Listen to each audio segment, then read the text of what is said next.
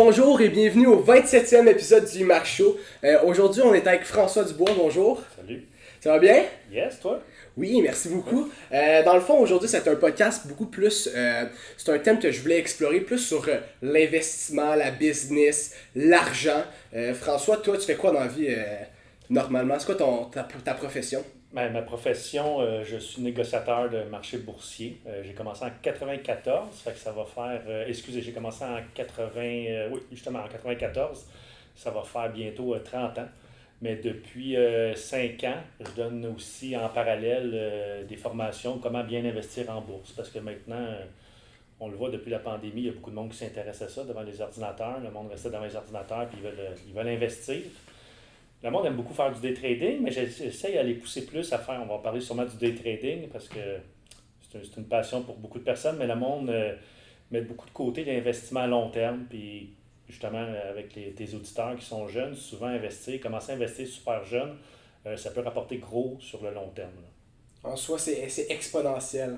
Oui, oui, ça s'accumule. Ça peut monter vite avec les intérêts composés. Là, il y en a qui disent que c'est la 8e merveille du monde, là, mais avec les intérêts composés, ça monte extrêmement vite. Donc, quand tu étais jeune, tu étais allé au secondaire, sûrement au cégep, je pense? Oui. Ou tu n'es même pas allé au cégep? Est-ce que tu es, dans le fond, ma question, c'est est-ce que tu es allé directement dans le trading? Tu savais que tu voulais faire ça de ta vie ou tu as essayé de commencer un autre métier, puis tu as décidé de faire ça sur le côté, puis ça a pris plus d'ampleur, puis tu as décidé d'aller là-dedans dans la vie? Comment ça a commencé? Comment ça a commencé? J'ai quand même un parcours atypique. Sans rentrer dans le mélodrame, ma mère est morte quand j'étais jeune, donc j'ai un héritage quand j'avais 6 ans. J'ai pas peur de parler des chiffres. Là. Quand j'avais 6 ans, j'ai reçu, je pense, 50 000 $. Puis mes parents adoptifs, mon oncle, ma tante, qui ont mis ça, étaient secrétaires, puis chauffeur d'autobus, pour eux autres qui allaient gérer mon propre argent. Donc, ils ont mis ça dans les mains d'un courtier. Puis là, quand j'ai eu 16 ans, le courtier, il m'appelle, puis il dit là, quand tu vas avoir 18 ans, on se prépare, qu'est-ce qu'on fait avec ton argent? Donc, il t'invite à la tour de la bourse, les bureaux, bouton de manchette, c'est super impressionnant. J'ai dit, Colin, c'est hot ton affaire. J'ai dit, moi, plus tard, je veux faire comme toi. Fait que j'ai dit, tu vas me perdre comme client. Fait que je savais un peu où je voulais m'enligner. Donc, c'est ça, j'ai fait mon admission. J'ai un bac, j'ai pas un bac, j'ai un DEC en sciences administration seulement. Donc, il fallait que j'aille à l'université parce que j'ai pas fait de technique. Donc, j'ai fait mon admission à l'université de Sherbrooke. Mais dans le temps, c'était super contingenté. Puis le programme de stage était super bon. Puis c'était difficile de rentrer là. Puis ma moyenne générale était de 75, qui est correct, mais sans plus. Là, ça dépend. C'est très average. Puis c'est très average. C'est très average, c'est ça. Puis c'est ça, tout le monde veut aller en finance à l'université de Sherbrooke. Je ne sais plus si c'est le même maintenant. Mais bref, ils m'ont mis sur une liste d'attente. 3 mois ou 6 mois, je pense. Puis après ça, un autre 6 mois. Puis là, j'ai dit, après un an, j'ai dit, Colin, qu'est-ce que je fais de ma vie? J'ai dit, de toute évidence, je n'irai pas à l'université. Donc, ça ne me tentait pas de revenir faire une technique en administration. Et fait que là, j'ai appris par la bande qu'on pouvait être négociateur marché boursier. Parce que moi, je voulais travailler pour une banque. Tu sais, comme on voit dans les films, là, bouton de manchette, veston, cravate. Comme Wall Street. Comme dans le film Wall Street. Tu veux être le Wolf de Wall Street. Oui, je voulais être le Wolf de Wall Street, mais c'est ça, je voulais avoir des clients. Sans la partie croche, par exemple. Oui, c'est ça. Et puis, c'est ça, j'étais allé à Montréal, j'ai suivi un cours de négociation. Et puis, on m'a présenté du monde à la tour de la bourse. Et puis, la seule chose qu'il fallait pour travailler sur le parquet de la bourse, puis transiger son propre argent, dans le fond, c'est la même chose qu'être un courtier, sauf au lieu de transiger l'argent des autres, j'ai pas de licence, donc c'est mon propre capital que je transige. Donc, ça prenait un certain capital. Dans le temps, ça prenait 25 000 $. Donc, j'ai commencé à 18 ans. J'ai déposé de l'argent dans un compte. Et puis, des fois, le monde pense qu'il faut être super intelligent, qu'il faut avoir un bac vraiment pour faire le métier que je fais. Pas vraiment. Quand je travaillais sur le parquet de la bourse, il y avait des professeurs d'art plastique, il y avait des sociologues, il y avait un chauffeur de taxi. Donc, n'importe qui avait un certain capital pouvait se lancer à faire ça. Donc, j'ai toujours voulu faire ça, mais je voulais travailler dans une banque. La banque et l'université n'ont pas voulu de moi, donc tant mieux. J'ai sauvé 3-4 années d'université. C'est sûr. Puis j'ai commencé sur le parquet à 18 ans. J'étais le plus jeune dans le temps sur le parquet parce que c'est quand même du monde d'un certain âge. Là. La plupart du monde avait 10 ans de plus que moi. Là. Donc j'étais le plus jeune. Fait que j'ai appris quand même avec du monde d'expérience. Ça m'a permis de graduer d'une façon de parler assez vite. Mais c'est ça, j'aurais aimé ça à l'université. Puis même à l'université, ils vont t'apprendre la macroéconomie, ils vont t'apprendre la théorie, mais comment transiger, c'est plate, là, il n'y a pas de... Mais maintenant, oui, là, mais dans le temps, il n'y avait pas vraiment d'école de trading. Tu apprenais sur le tas. Puis il y a des bonnes histoires, on en parlait, il y a des bonnes et il y a des moins bonnes histoires. Là. Quand j'ai commencé, c'est pas tout rose en partant. Là. Après 6 mois, j'ai perdu 50% de mon capital. Là. C'est Là, souvent dit, ça qui arrive. oui, oui, puis même encore dans le temps, puis encore aujourd'hui, là, le monde met de l'argent, puis il joue à la bourse. J'aime pas ça dire ce mot-là, mais il joue à la bourse, puis un peu comme le casino, là, après avoir mis, on va dire, 100, 200 ou 1000 dollars, souvent ils perdent leur capital, puis après ça, ils arrêtent, puis ils disent la bourse, ça vaut pas de la merde, c'est pas bon. Fait que, tu sais, le truc, c'est de savoir qu'est-ce qu'on fait, de se former. Mais bref, j'ai toujours voulu faire ça. Mais mon emploi avant 18 ans, écoute, j'étais emballeur chez Métro, je travaillais au Pacini, puis j'avais 2 runs de journaux. Puis, fait que c'est ça. Tu sais, le monde dit, qu'est-ce que tu as fait avant, c'est quoi ton background? C'était pas là-dedans. C'est pas super glorieux là, avant, fait que j'avais une job étudiante, mais c'est ça. À partir de 18 ans, j'ai été chanceux. Mais en soi, tu as commencé à 18 ans, donc c'est sûr que t'étais pas médecin avant de devenir day trader si tu as commencé à 18 ans. C'est ce que non, c'est ça. C'est normal que tu aies eu ces emplois-là, ces emplois de. C'est ça. Mais il y en a beaucoup, c'est ça, qui se montent un capital, comme un banquier qui est genre semi-retraite, puis il a voulu continuer à la bourse, puis j'en connais beaucoup qui sont plantés. Là. Ça prend un certain talent, ça prend, on en parlera, ça prend certaines aptitudes. Surtout la discipline, tu sais, toi, t'es un gars sportif que.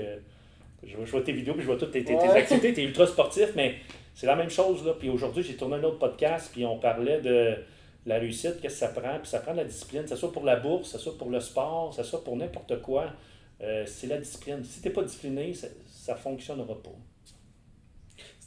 Tu réponds à des questions que j'allais te poser plus tard, c'est bon. Là, juste une petite question pour essayer de me comprendre. Moi, quand tu as commencé, tu avais 18 ans, comment ça fonctionnait? Tu allais sur place pour le faire? Oui. C'était pas ça derrière ton ordi non, là, comme aujourd'hui. Maintenant, c'est électronique, mais quand j'ai commencé en 94, de 94 à 2000, c'était sur le parquet de la bourse. Un peu comme on voit dans le film les films Wall Street et compagnie, avec on lance les papiers, on prend des commandes, et puis le monde crie, on transige avec des signes, puis on crie. Donc, c'est un peu la même chose aujourd'hui, sauf que je transige avec la personne en face de toi. Comme toi, tu étais peut-être un courtier pour, on va dire, la Banque de Montréal. La Banque de Montréal avait du monde au desk où ils répondaient. Puis là, tu étais la personne dans la corbeille de négociation. En anglais, on dit le pit. Donc, tu prenais les ordres, tu exécutais les ordres des clients de ton boss. Puis moi, de l'autre bord, je faisais la contrepartie. Donc, j'achetais ou je vendais les actions que tu voulais acheter. Moi, c'était pas vraiment des actions quand j'ai commencé, c'était des contrats à terme. Là. On peut dire des commodités comme le pétrole, le coton, des trucs de même. Moi, c'était des produits, des taux d'intérêt. Mais oui, bref, c'était physique. Là. Je restais dans le Vieux-Montréal. La tour de la bourse, c'était à Montréal. C'était à 5 minutes de marche. Fait que de 94 à 2000, c'était vraiment physique.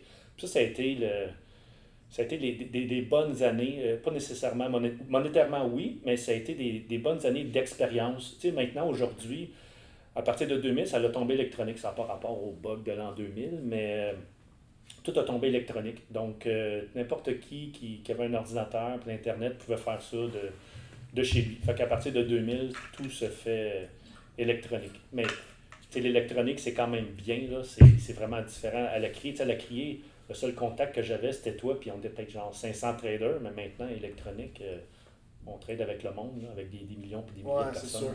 Est-ce que tu préfères ça derrière ton écran ou t'aimais ça être en vrai la question, je le dis souvent, mon cœur de trader, il est mort quand le parquet a fermé. Mais j'adore ma job, là, puis mes meilleures années, ça a été électronique. Là. Mais sur le parquet, il y avait de la camaraderie, c'était super le fun. Là, on échangeait, puis on pouvait... C'est vraiment c'est une bonne école de vie aussi, parce que maintenant, à l'ère de l'Internet, le monde, ça s'en va promener, puis ça se monte des grands chevaux vite, puis il y a beaucoup de monde sur le lait. Mais sur le parquet, si tu pognais une chicane avec quelqu'un, il fallait que tu le règles tout de suite, là, parce que le lendemain, tu retravailles avec lui. Là. Ouais. Fait qu'il y avait beaucoup de... Il fallait avoir une carapace quand même assez forte, il fallait avoir un certain talent de gérer nos émotions, il fallait être diplomate. Mais c'est ça. J'aime-tu mieux électronique ou à la criée? C'est une bonne question. C'est différent? Oui, c'est ça. C'est vraiment différent. Mais j'ai eu plus de plaisir. Ouais, c'est ça. J'ai eu plus de plaisir quand j'étais sur le parquet de la bourse. Mais électronique, ça m'a permis de développer une certaine discipline. parce qu'on compétitionne, c'est un peu comme un sport, on compétitionne comme plein d'autres traders. Puis mes meilleures années ont été électroniques. Fait que plus de fun à la crier, mais plus payant électronique. Je vois ça. Fait que, exemple aujourd'hui, peut-être pas aujourd'hui, c'est pas un bon exemple, mais exemple ta semaine. C'est quoi une journée, durant ta semaine, je veux dire, c'est quoi une journée typique pour toi? Comment tu gères les stress liés au marché? Comment tu gardes une balance entre ta famille puis le trading? Parce que ça continue toute la journée, cette affaire-là. Comment tu gardes un équilibre? On peut transiger maintenant à l'ère de l'électronique, on peut transiger 24 heures sur 24, donc il faut avoir une certaine discipline. Au début de l'électronique, moi je n'en avais pas. Je transigeais 2 heures le matin, 4 heures quand tu te réveilles. Puis à un moment donné, il faut trouver les produits qu'on aime transiger. Mais ma routine c'est quand même assez simple. Je me lève à 7 heures, je m'en vais devant mes écrans, je regarde les nouvelles économiques, qu'est-ce qui s'est passé. Exemple, si le pétrole a bougé durant la nuit, tu le sais qu'au courant de la journée, tous les titres de pétrole, il va y avoir de la volatilité. La même chose maintenant avec la crypto-monnaie, le Bitcoin. Si le Bitcoin a bougé, toutes les crypto-monnaies ou même les actions sur le Bitcoin qui est relié à la crypto-monnaie, ça va bouger. Donc, de 7 à... Là, je vais mentir un peu. Là, de 7 à 9, je fais une préparation, mais de 7 à 9, je transige aussi. Je transige les marchés européens. Avant que les marchés américains rouvrent, avant 9h30, là, les heures officielles des marchés américains, je transige les marchés d'Europe. Donc, de 7 à 9, je transige l'Europe, puis je me prépare aussi en regardant qu'est-ce qui va se passer des marchés américains. Le marché américain rouvre à 9h30, le marché des actions. Puis après ça, ça ferme à 4h de l'après-midi. Mais mon meilleur temps pour transiger, moi, après mes années d'expérience, moi, c'est surtout de 9h30 à midi. De midi à 2h, le monde sont partis en lunch, je sais pas, c'est tranquille, il ne se passe rien. Puis souvent, après ça, l'action revient à partir de 3h. De 3 à 4, ils appellent ça le Power Hour. C'est super volatile. Mais tu sais, si tu as eu une bonne journée l'avant-midi, la dernière heure, moi, je ne veux pas transiger. Je sais qu'on peut en faire plus, mais ça me tente C'est pas. risqué. C'est risqué, puis ça ne me tente pas de leur donner. Tu as fait, whatever, peu importe les chiffres, tu as fait 500$, puis la dernière heure, tu en redonnes 250$. À la fin de la journée, tu as fait de l'argent pareil, mais c'est poche. En une heure, tu as redonné la moitié que tu as fait toute ta journée. Tu as travaillé toute ta journée juste pour perdre la moitié dans la dernière heure. C'est ça. Fait que des fois, un peu, comme je vais faire une analogie avec les artistes, les humoristes, quand ils sont au top de leur art, des fois, c'est bien de se retirer. Fait que, moi, si j'ai une bonne journée et puis 11 heures, j'ai pas de mal à arrêter ma journée, puis après ça, je fais d'autres trucs, là, du sport, je m'amuse. Tu gardes un équilibre. Oui, c'est ça. C'est ça qu'il faut. C'est ça qu'il faut. Oui, il faut un équilibre, puis on travaille avec des chiffres, puis c'est beaucoup, tu sais, le monde pense qu'on est juste devant un ordinateur, puis on fait juste regarder des graphiques. Oui, mais le hamster, dans notre tête, ça tourne tout le temps, tout le temps. On fait juste penser, hey, on achète-tu, on vend-tu, hey, qu'est-ce qu'on fait, hey, je devrais-tu. Le hamster, il est tout le temps en train de rouler. Fait que quand la journée est finie, là, c'est bien de décanter et prendre une pause. T'es capable, par exemple, il est rendu 6 heures, tu réfléchis pas à ce que tu devrais acheter Amazon le lendemain matin, mais avec les... Non, je suis pas capable. Non, je suis pas capable. Ok, t'es pas capable. Non, je suis pas capable. Ouais, c'est ça. Ben, je suis capable de décrocher. Je suis pas capable de décrocher, mais tu sais, j'ai mon téléphone ici, j'ai tout le temps maintenant, tout le monde a un téléphone, on a accès à toutes les données. J'ai mon application de trading sur mon téléphone. Je trade pas, mais je regarde tout le temps des codes. C'est une job qui finit pas, là. C'est ça. Oui, c'est ça. Je transige quelques heures par jour, mais après ça, quand on est passionné, quand on aime notre job, on va tout le temps rester à l'affût de qu'est-ce qui se passe. Là. Mais bref, je regarde, il y en a qui vont regarder, il y en a qui vont écouter des podcasts, il y en a qui vont écouter des mini-séries. Moi, je regarde des graphiques. Là, à chacun son passe-temps. Exactement. Puis est-ce que dans ta journée, il y a du stress lié à ça? Est-ce que tu es stressé, que ça monte, ça descend? Est-ce que peut-être qu'en ce moment, il n'y en a plus, mais dans tes premières années, tu étais très stressé? Comment tu gères ton stress à ce niveau-là? C'est important de gérer son stress, un peu comme dans n'importe quoi. Là. J'ai une certaine facilité. À l'intérieur, je suis capable je suis comme un robot. C'est important, encore là, ça revient à la discipline. Il faut être discipliné, il faut être comme un robot. Si on laisse nos émotions embarquer, on va arrêter tout de suite.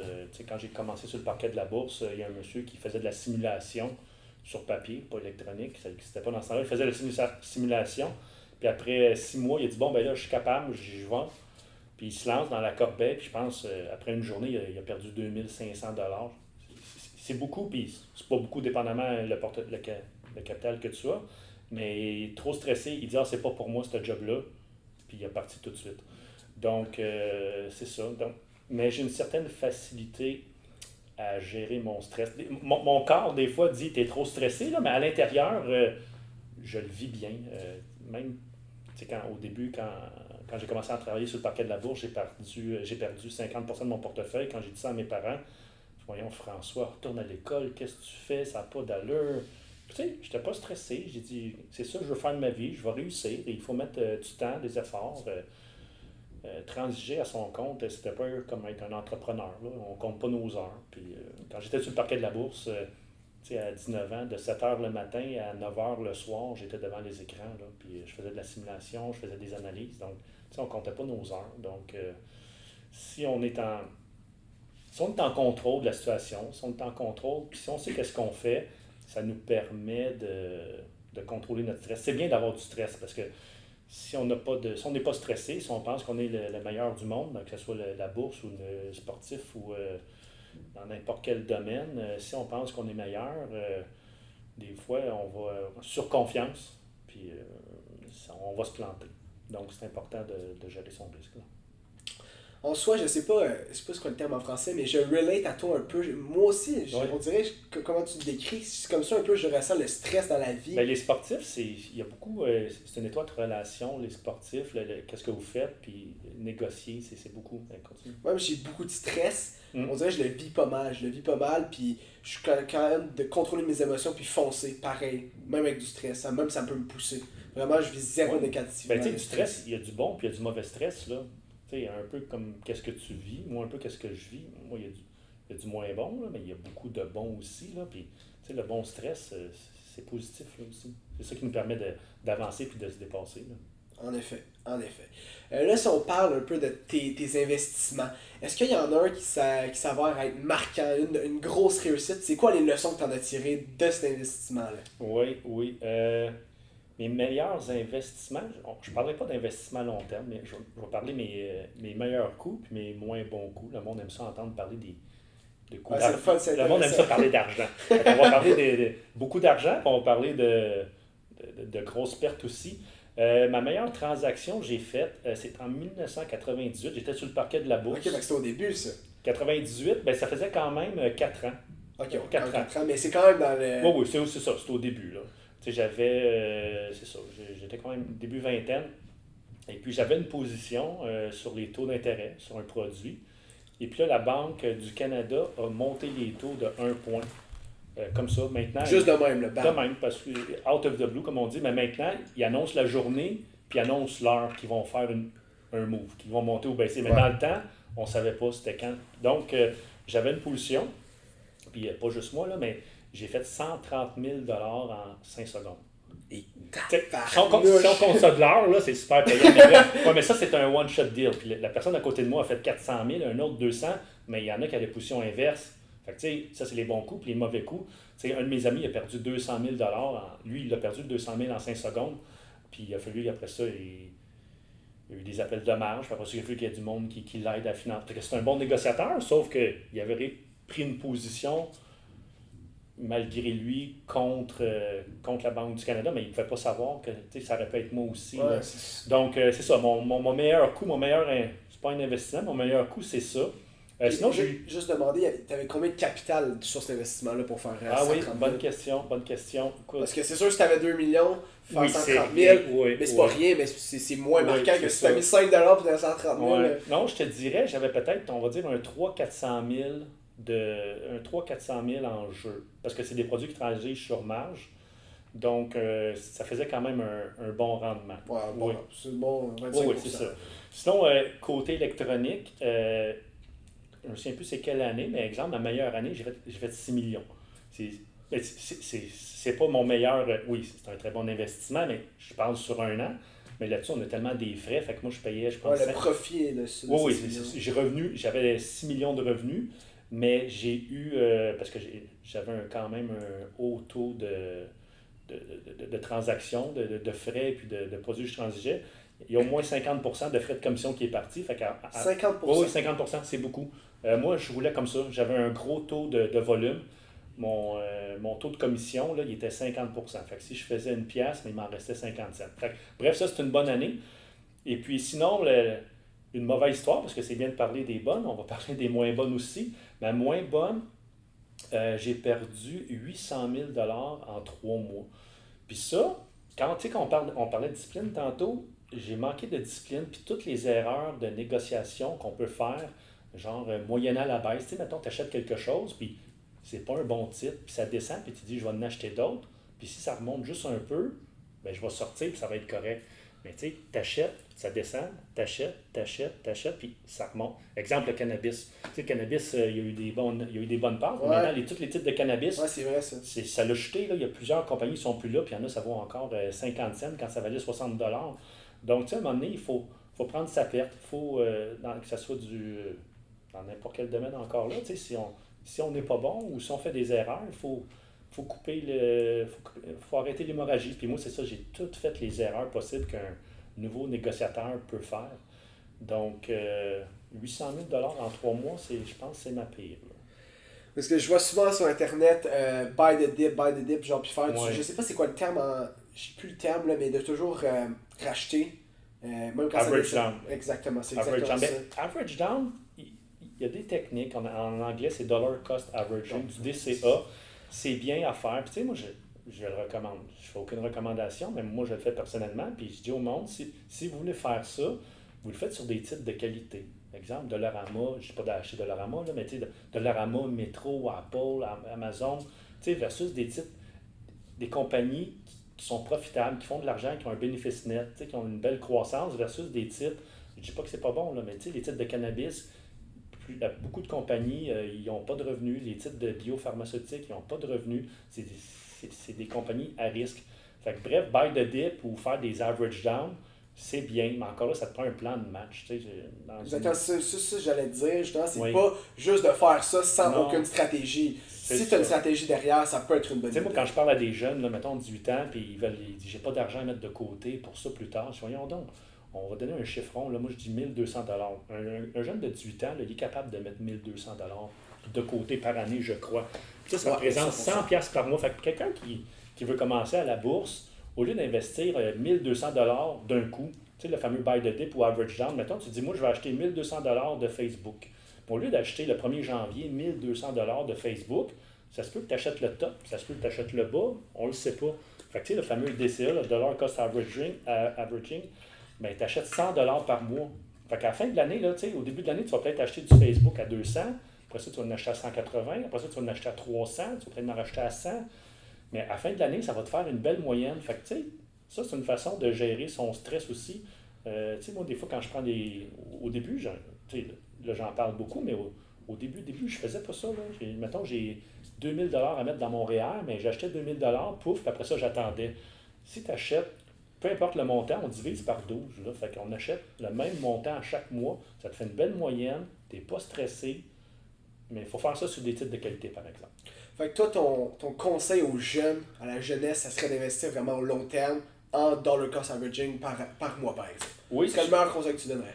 c'est le meilleur conseil que je donne, puis je ne veux pas le garantir encore là, mais si on achète des titres de qualité, des compagnies qui sont profitables, pas des compagnies, on dit qu'ils font de l'argent, pas des compagnies qui ont des revenus, parce que, exemple, les titres de cannabis là, qui ont 100 millions de revenus, mais ils ont 120 millions de dépenses, ils ne font pas d'argent, ils n'ont pas de bénéfice net. Fait qu'il faut s'assurer d'avoir des compagnies qui ont des bénéfices nets. Puis maintenant, là, tu sais, le monde qui veut acheter pas du Instagram, mais du Facebook par la bande parce qu'ils aiment ça du Facebook. Mais tu sais, maintenant, on appelle ça des ETF. C'est comme un regroupement d'actions technologie. Tu as des regroupements d'actions d'écologie, tu as un regroupement d'actions de secteur des banques. Fait que quelqu'un qui va acheter une banque, au lieu d'acheter une banque, pourquoi pas acheter le groupe de la banque? Quelqu'un qui va acheter la technologie, qui achète le secteur de la technologie. Donc, c'est ça le meilleur conseil que j'ai à donner. Au lieu d'acheter des actions, peut-être des regroupements d'actions, on appelle ça des ETF, des FNB, des fonds négociés en bourse. Ça, c'est le meilleur conseil. Tu sais, je le sais, le monde là, qui nous écoute, peut-être qu'il connaît ça, des penny stocks, des titres pas chers à 2 cents. C'est ça que le monde veut faire. C'est On là veut que tu vas faire en 5 secondes par 130 000 en soi, mais au long terme, c'est jamais la bonne idée. Non, c'est ça. Tu sais, acheter un titre à 2$, puis le revendre à 500$, on veut tout faire ça. C'est sûr. Mais tu sais, s'acheter un billet de loto, ben non, moi j'en connais pas du monde qui ont gagné, là, mais on en voit du monde qui gagne à la loto, mais c'est quoi les odds? Fait que transiger des penny stocks, je sais que c'est super intéressant, c'est pas cher, Mais tu sais, des fois, c'est mieux de acheter une action à 100$ puis acheter seulement, on va dire, 10 actions pour le long terme, c'est mieux que des penny stocks. Fait que, bref, le meilleur conseil, allez-y avec des titres de qualité, des trucs que vous connaissez, des compagnies qui sont profitables, à bénéfice net. Puis à chaque année, on investit, on investit. Si vous commencez à 18 ans, j'avais sorti un tableau à un moment donné sur Excel. C'est beaucoup d'argent, c'est pas beaucoup d'argent, mais si on investit environ, à 18 ans, on ne peut peut-être pas faire ça. À partir de 22, 23 ans, je pense qu'on peut. Là.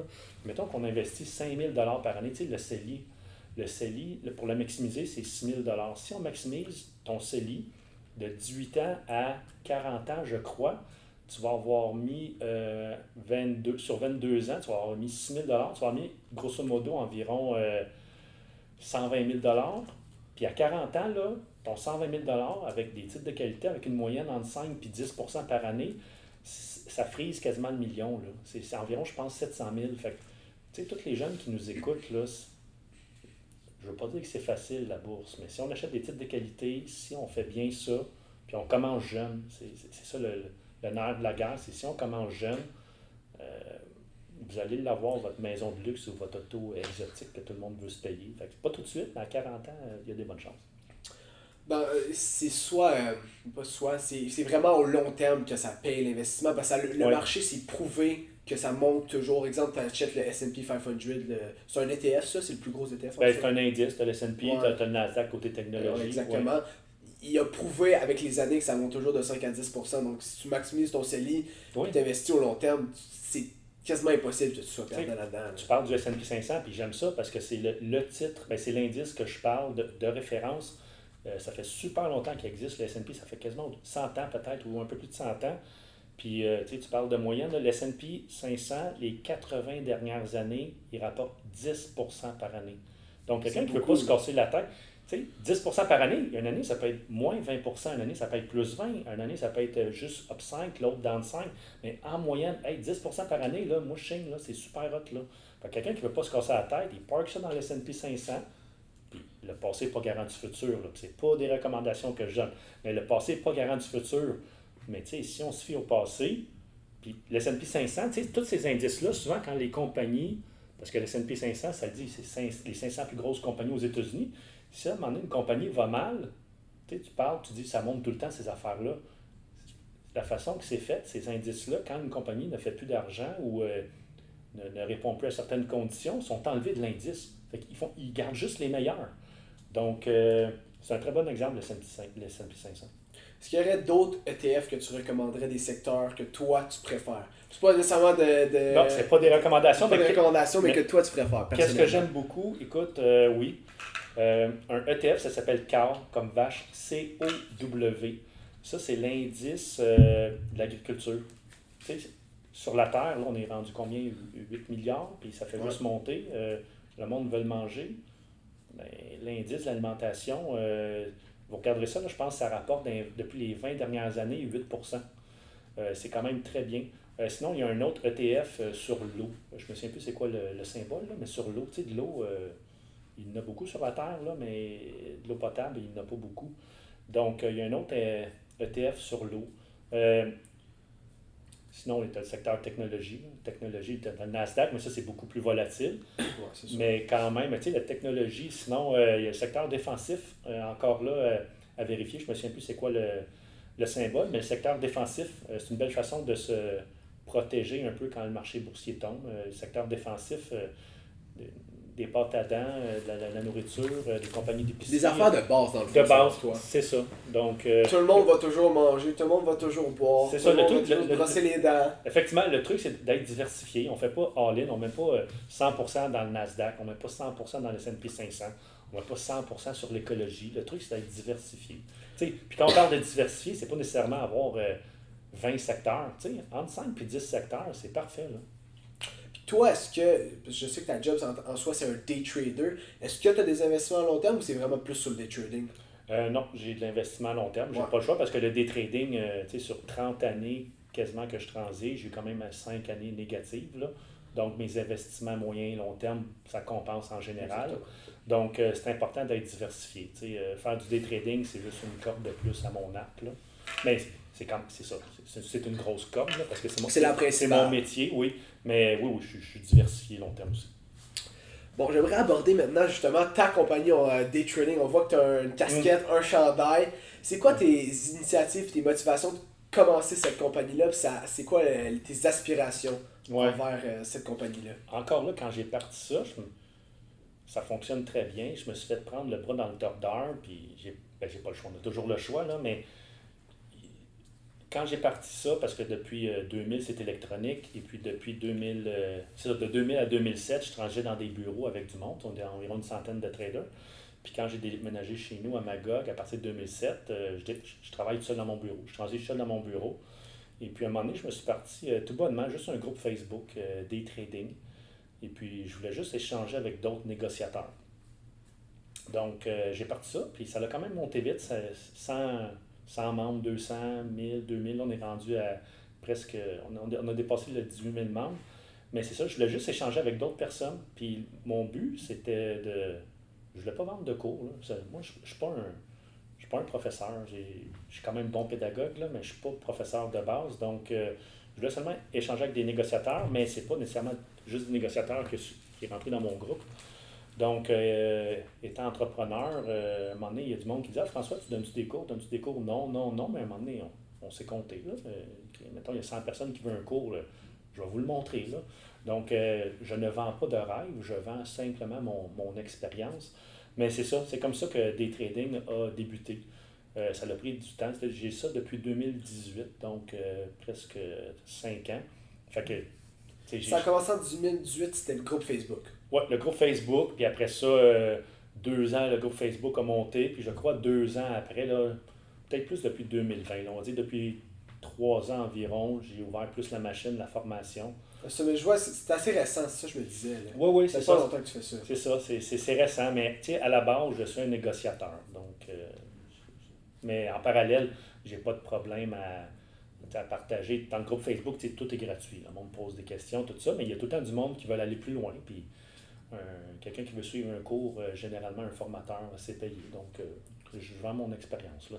C'est un peu ça qui me différencie peut-être de d'autres personnes dans le même secteur. Là. Il y a souvent du monde, c'est des très bons pédagogues, mais souvent c'est des professeurs. Ils enseignent la théorie, qui est très bien. Mais moi, l'avantage que j'ai, je crois, sur plusieurs autres formateurs, c'est que je suis un gars de terrain. C'est mon métier négocier. Donc, je suis en arrière, puis je suis en avant-plan aussi. Là. Les deux côtés, je les ai vus. Est-ce que c'est plus une formation, c'est-tu en direct ou t'as monté un cours puis tu le vends sur, par exemple, ton site? Ben, j'ai commencé tranquillement en 2019. Je pense que j'avais donné 2 mini-formations. C'était en présentiel. Puis là, il y a eu la pandémie. Peut-être pendant 1 an, je n'ai pas vraiment donné de cours. Puis après ça, j'ai commencé à monter des cours vidéo. Donc, après ça, c'est ça. Le monde aime ça, puis je comprends. Là. En présentiel, souvent, puis même des fois, je donnais des cours sur Zoom, en vrai, là, pas enregistré. Puis tu sais, c'était quand même un gros cours, là. C'est une journée de quasiment 6-7 heures de formation. Puis souvent, le monde, comme dans n'importe quoi, là, n'importe qui va à l'université ou à l'école, on retient peut-être 70% que qu'est-ce que le professeur dit, puis un 30%, après ça, c'est perdu. Donc, il y a souvent du monde qui dit hey, François, pourquoi tu n'enregistres pas tes vidéos? Je me faisais bombarder de questions, puis c'est correct. Fait que depuis un an environ, toutes les formations que je donne, je n'ai pas beaucoup, là, j'ai 2 formations principales, mais les 2 formations que j'ai sont sur vidéo. Puis le monde peut réécouter à temps perdu, ils peuvent les réécouter plein de fois, puis ils vont à leur rythme. Fait que c'est des formations que tu avais fait en présentiel qui ont été enregistrées, par exemple, sur Zoom, puis maintenant sont accessibles si tu payes. Oui, c'est ça. Puis maintenant, avec à l'ère de l'informatique, on bonifie à chaque année. Quand j'ai une bonne idée, ben, je rajoute. Au début, la formation durait peut-être 2 heures, là, elle est rendue 4 heures. Fait que, dans le temps, je rajoute du stock. Là. C'est une formation quand même assez complète. Là. Puis as-tu une plus grosse vision pour ce groupe-là, ce mouvement-là, ou c'est vraiment juste pour offrir tes cours, puis tu laisses un peu sur le côté, ou tu penses à aller plus loin avec ça? Ben, j'aimerais ça. Encore là, ma job principale, c'est de négocier. Donc, la formation, j'ai ça en parallèle. Mais un jour, si j'arrête de transiger, on va se lancer à fond dans la formation. J'aimerais ça que ça devienne comme une école de trading, la référence. Mais mon but, c'est d'offrir un service que j'avais pas, moi, quand j'ai commencé. Quand j'ai commencé sur le parquet de la bourse, puis même au début de l'électronique, il n'y avait pas vraiment de monde qui donnait de cours.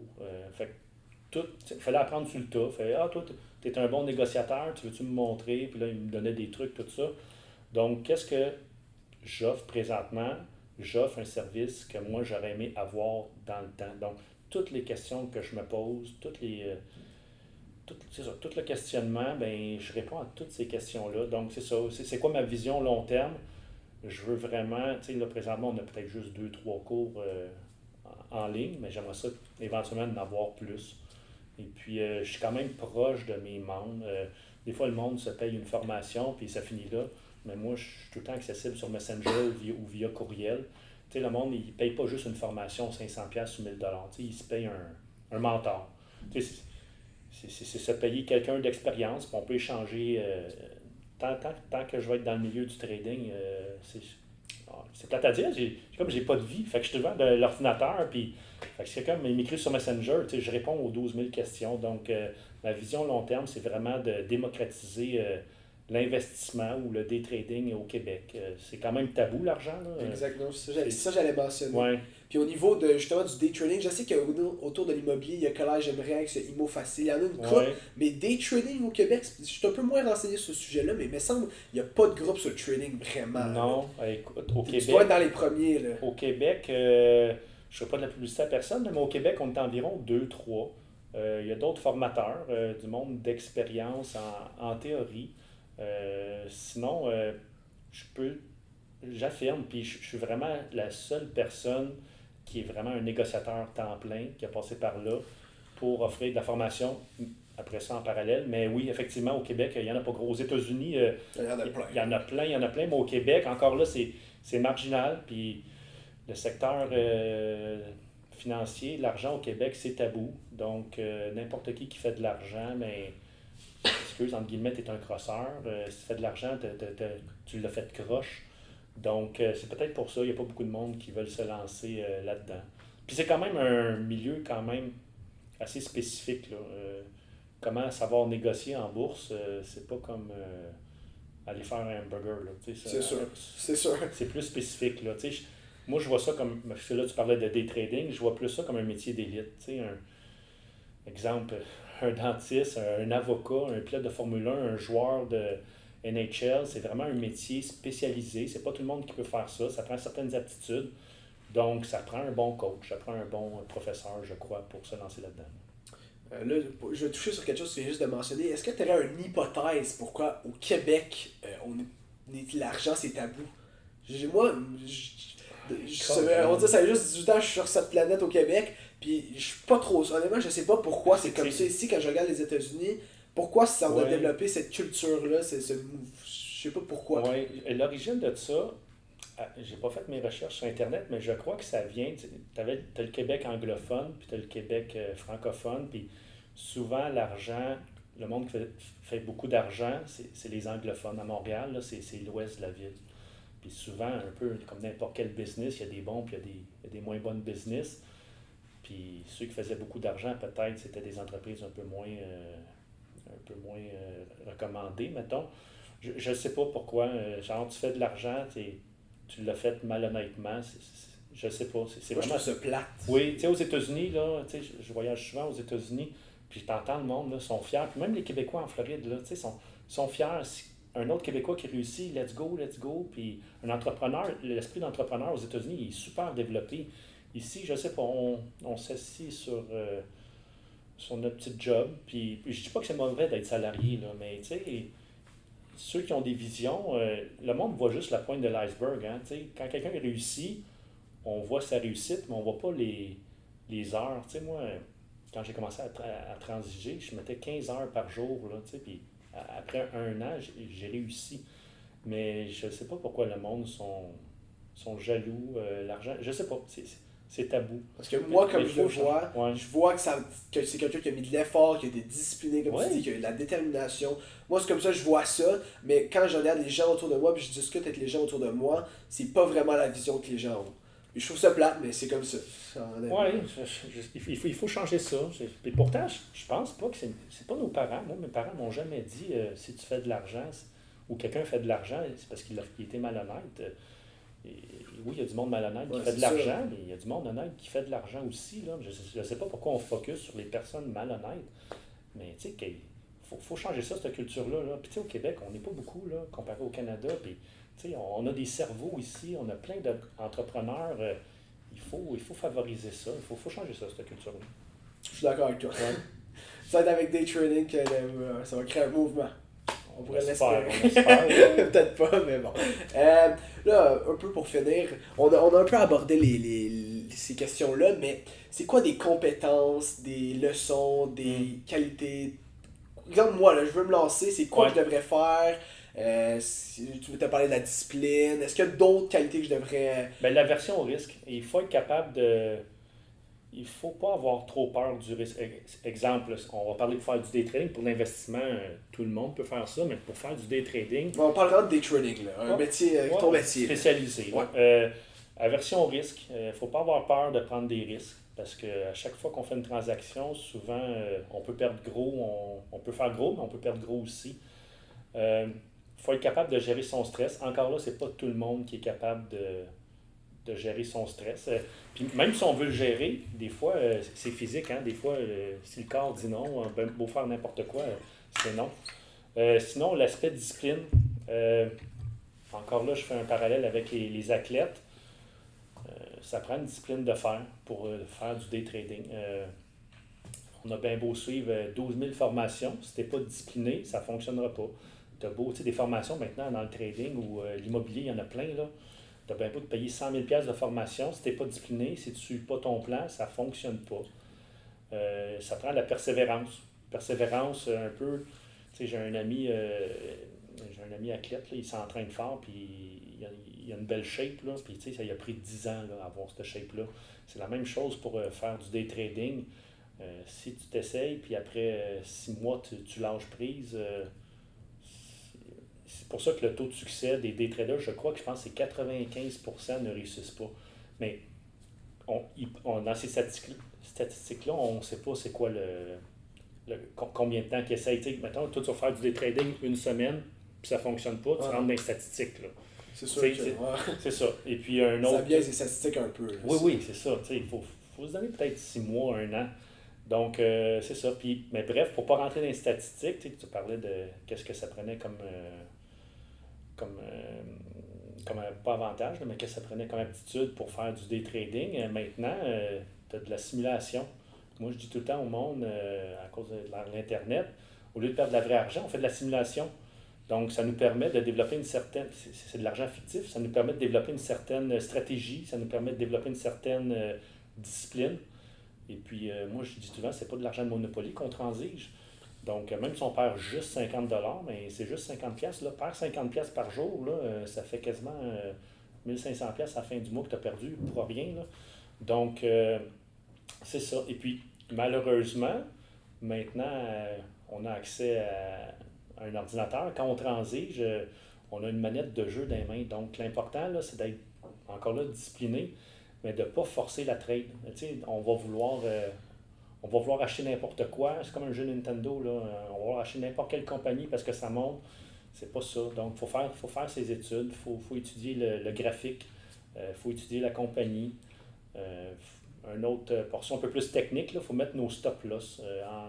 Le langage trading, là, c'est mettre un stop-loss. Ça veut dire quand on prend une position, on sait à quel prix qu'on achète, on sait à quel prix qu'on va vendre, puis à quel prix qu'on va prendre notre perte aussi, parce que la bourse, ça ne fait pas juste monter en général. Surtout quand on fait du day trading, il y a beaucoup de fluctuations. Donc, c'est important d'avoir la discipline, de dire, bien, on a perdu, on prend notre perte. Mais ça, c'est la grosse erreur que beaucoup de négociateurs vont faire. Ils vont acheter, puis le titre va descendre, puis ils vont dire, je vais attendre, ça va remonter. C'est un classique. Puis, je l'ai fait cette erreur-là, puis je suis sûr que du monde qui nous écoute l'ont déjà fait aussi. Ça prend une discipline. Tu sais, tout revient à la discipline. Donc, il y a plein de conseils, là, mais persévérance, discipline, et puis une bonne hygiène de vie aussi. Tu sais, quand tu travailles le lendemain à 7 heures, le soir, on se couche de bonne heure, puis pas trop de party. Juste la fin de semaine. Il y en a un équilibre dans le fond. Là. Oui, c'est ça, l'équilibre. Fait que faut être persévérant, discipliné et équilibré. Je trouve que c'est des excellents advice. Je sais pas c'est quoi le mot en français? Conseil, excuse-moi. Mais par contre, la seule chose que je dirais ici, là, avant de finir, c'est toi, dans le fond, là, au début, t'avais pas de balance par contre. Est-ce que selon toi, c'est ça qui a favorisé ton succès, qui était un peu pas la clé à ton succès, mais ça te donne un avantage? Parce que moi, dans la vie, je me dis toujours, faut que je garde une balance, c'est ça l'important. Mais quand tu regardes le monde qui réussissent, on va dire, les meilleurs athlètes, les meilleurs marchés, traders, c'est des gens qui ont tout donné puis qui ont pas eu d'équilibre. Des têtes folles puis des extrémistes. Oui, c'est ça la différence entre toi et moi. Toi, tu vas peut-être te rendre où ce que je suis, ça va peut-être prendre un peu plus de temps, mais tu vas te rendre. Moi, c'est parce que j'ai monté vite, parce que j'étais jeune. J'ai dit j'avais faim d'argent, j'avais soif d'argent. Tout le monde a soif d'argent, là. Mais j'ai pris des gros risques, puis je savais, c'est niaiseux à dire, mais je savais pas trop ce que je faisais. Donc j'ai gros, puis je savais c'était quoi les produits, je transigeais, mais j'avais pas de plan de match. Contrairement à aujourd'hui, qu'est-ce que j'essaye d'expliquer. J'ai été chanceux, j'ai quand même perdu 50% de mon capital après 6 mois, puis après ça, je me suis formé, puis je me suis refait, puis ça a quand même monté vite, mais j'avais quand même un manque de discipline. Donc, ça a été du bon côté. Versus toi, qui est ultra discipliné, tu vas te rendre à la même place que moi. Ça va prendre juste un peu plus de temps. Puis, tu sais, des fois, le temps, le temps, c'est de l'argent, mais le temps, c'est notre meilleur allié aussi. Là. On veut tout faire de l'argent vite, mais si on veut faire de l'argent vite, achète-toi un 6,49 ou va au casino, c'est ta meilleure chance. Mais si tu veux faire de l'argent en bourse, avec le temps, tu vas en faire de l'argent. Fait que oui, pour répondre à ta question, ceux qui ont eu des gros succès rapides, c'est souvent du monde qui n'ont pas été nécessairement disciplinés. On va dire chanceux. J'ai été chanceux à mes débuts, mais ça fait 30 ans que je fais ça, donc ma chance... tu crées ta chance en soi. Tu l'avais peut-être eu après 10 ans en place de... Une fois par année, là, quand au 6,49, là, tout le temps un tirage à 50 millions, j'achète tout le temps 100 pièces de tickets une fois par année, puis j'ai jamais gagné. Fait que, chanceux... j'ai été chanceux, là, mais ma chance, je l'ai développée, puis c'est un certain, je ne vais pas dire que c'est un talent, mais bref, j'ai développé mon métier, mais bref, si on veut faire de l'argent vite, il faut être chanceux. Bon, merci François pour tes très très belles perspectives, tes conseils. Moi, c'est très très apprécié. On est très choyés que tu sois venu sur le podcast. Merci juste mentionner, ça fait plaisir. Juste mentionner qu'Adam il n'était pas là, il y a eu un empêchement de dernière minute, j'avais oublié de le mentionner au début. Normalement, on est deux. Okay. Ça s'est bien fait, moi je trouve à Ars. C'est la première fois que je faisais ça. Moi, j'ai bien apprécié, surtout avec toi. Honnêtement, c'est très gentil. Je vous invite à aller voir Day Trading sur Internet, vous renseigner. François, lui aussi, a un podcast.